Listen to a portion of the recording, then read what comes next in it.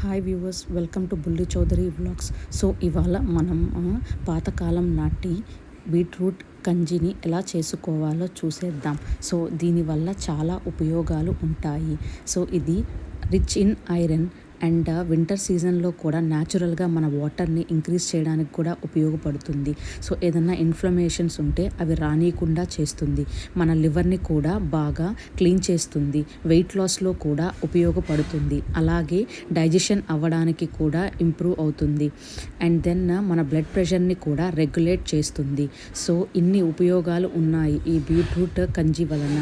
So ఇది అప్పటి కాలంలో బాగా తయారు చేసుకునే వాళ్ళు. సో దీన్ని ఉదయాన్నే లేచి ఒక స్మాల్ గ్లాస్తో తాగితే ఇన్ని ఆరోగ్య సమస్యలు లేకుండా ఉంటాయి.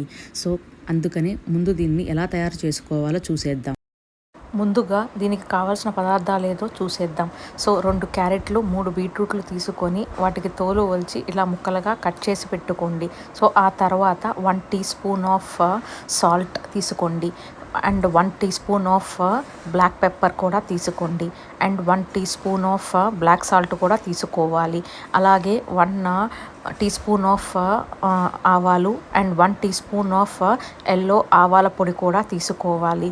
సో వీటిని అన్నిటినీ తీసుకొని తర్వాత ఏం చేయాలంటే ముందుగా ఆవాలను తీసుకొని ఇలాగా చూపిస్తున్న విధంగా వాటిని పొడిలాగా దంచుకోండి. సో మీకు ఇలా దంచుకోవడానికి కష్టమైతే మిక్సీలో కూడా వేసుకోండి. సో వాటిని మెత్తగా దంచుకోవాలి. అలా మెత్తగా దంచుకోవడం అయిన తర్వాత దాన్ని కొంచెం పక్కన తీసి పెట్టుకోండి.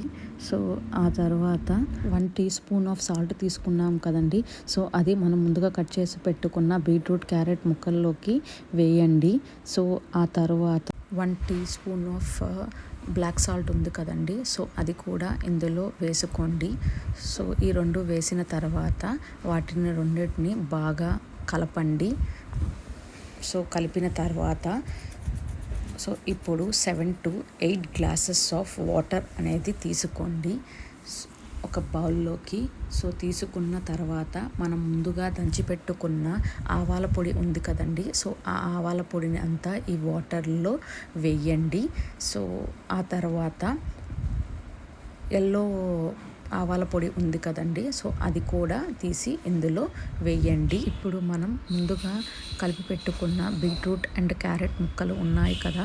సో వాటిని తీసుకోండి, ఈ వాటర్లోకి వేయండి.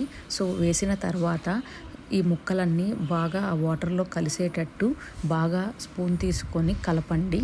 సో వీటి అన్నిటినీ బాగా కలిపిన తర్వాత 1 teaspoon of black pepper ఉంటుంది కదండి. సో దాన్ని కూడా ఈ వాటర్లో వేయండి. సో వేసిన తర్వాత మళ్ళీ స్పూన్ తీసుకొని మొత్తం అన్నిటినీ ఒకసారి మళ్ళీ కలబెట్టండి. సో వీటిని అన్నిటిని బాగా కలిపిన తర్వాత ఒక బాక్స్ తీసుకొని దాంట్లోకి ట్రాన్స్ఫర్ చేసి సో 3 to 5 days వరకు ఆ బాక్స్ని ఎండలో పెట్టండి. సో దట్ అది బాగా ఊరద్ది. సో ఊరిన తర్వాత 3 to 5 days తర్వాత పక్కకు తీసుకొని దాంట్లో ఉన్నటువంటి వాటర్ని తీసి ఒక 8 గ్లాస్ జార్లోకి తీసుకొని ట్రాన్స్ఫర్ చేసుకోండి. సో దీనిని రెఫ్రిజిరేటర్లో పెట్టుకుంటే 2 weeks వరకు నిల్వ ఉంటుందండి. సో రోజు ఉదయాన్నే లేసి ఒక చిన్న గ్లాసులో తీసుకొని తాగండి, హెల్త్కి చాలా మంచిది. సో ఈ మిగులు ఉన్న క్యారెట్ అండ్ బీట్రూట్ని మనం చపాతీల్లోకైనా నంచుకోవచ్చు, లేకపోతే సలాడ్లోకైనా ఉపయోగించుకోవచ్చు, లేకపోతే అన్నంలో కూడా నంచుకోవచ్చండి.